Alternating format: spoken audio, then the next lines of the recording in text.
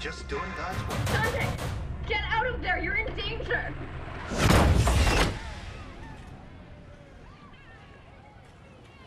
Who are you? What do you want? You were careless. You left a trail. Now he's on to you. What are you talking about? Who's on to me? The hunter demon. He's here.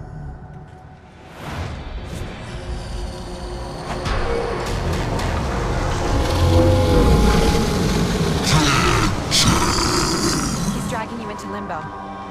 Demon scum. It's too late. You're gonna have to fight your way out.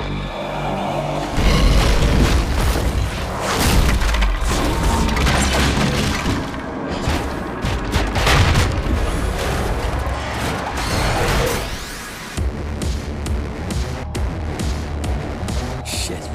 Back in limbo. Bad day for a hangover.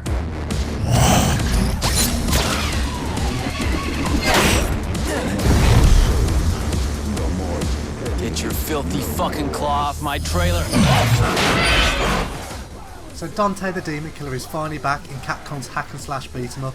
This time it's Ninja Theory behind the development. That's a UK developer, and you'll notice that Dante actually has the Union Jack on the side of his jacket. I mean, the fact that he's now looking like a modern day pop star, complete with six pack, rather than a skinny transvestite vampire, I think makes him feel more like a real man that you can identify with. Girls are going to love him, and men are going to want to be him. I mean, who doesn't want to have the balls to answer the door naked to a hot chick?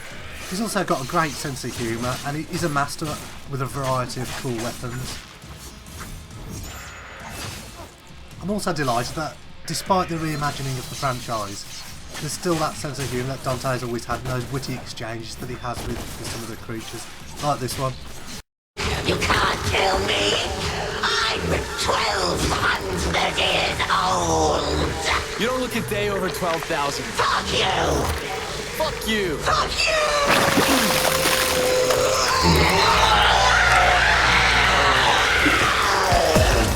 This is one of the boss battles. It's against Succubus. He's a particularly nasty, vile character who throws a sick at you.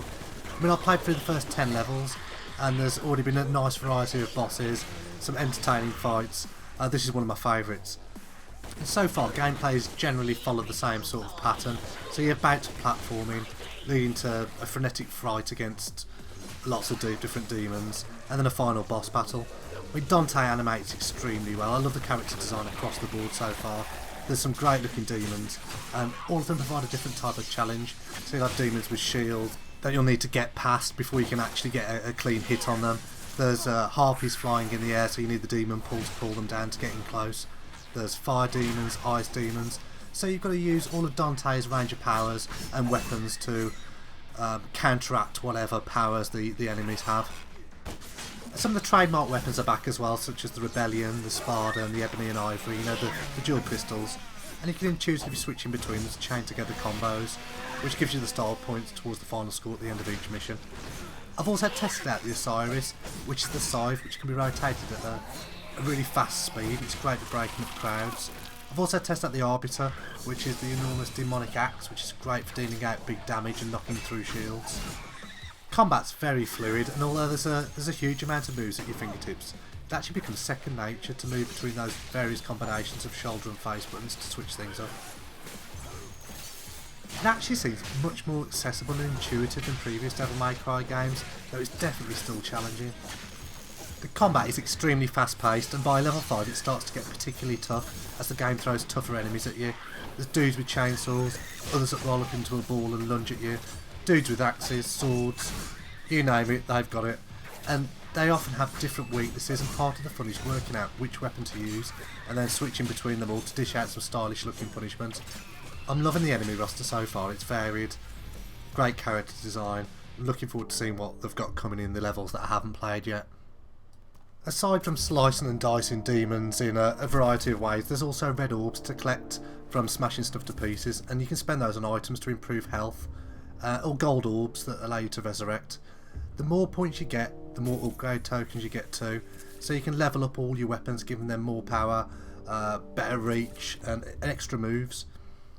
You can practice as much as you like in the tutorial mode before you buy upgrades too, so there's no excuse not to be able to execute any of the moves.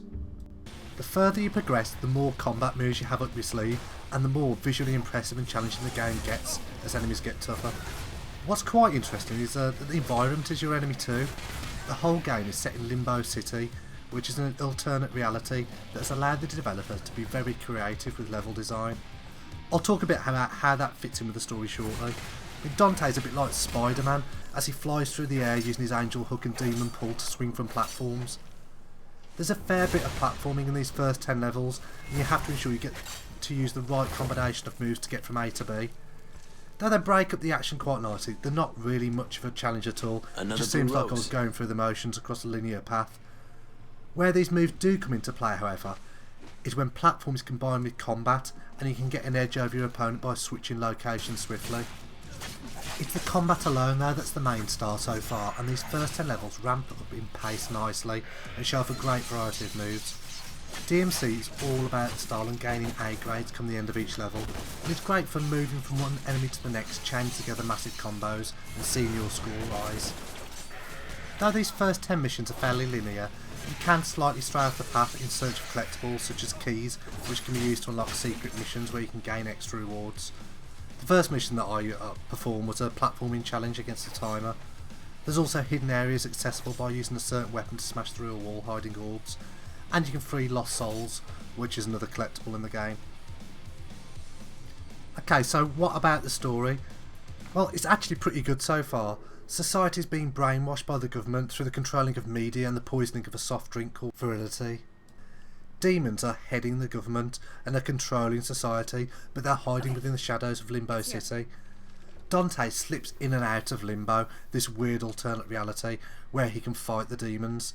He joins a group called the Order with the aim of destroying the plans of the enemies of the human race. I quite like the fact that it talks about Dante's past and his family and how he got his powers. It's probably not going to be an award winner, but I'm interested to see what happens, and it provides a good backdrop to the action. Overall, I've had a great time playing Devil May Cry so far. Platforming gets a little repetitive over the first 10 levels, though some nice level design prevents it from getting too stale. The enemy variety is great and there's some fun boss battles, and Dante's range of moves can be strung together nicely to create some entertaining combo chains. I like the new look Dante too. You can kind of relate to him because I looked a bit like that when I was 18. In case you didn't know, Devil May Cry is due out on January the 15th, 2013. I'll leave the final word to DMC's villain. I will rip open his chest with my bare hands and feast on his beating heart.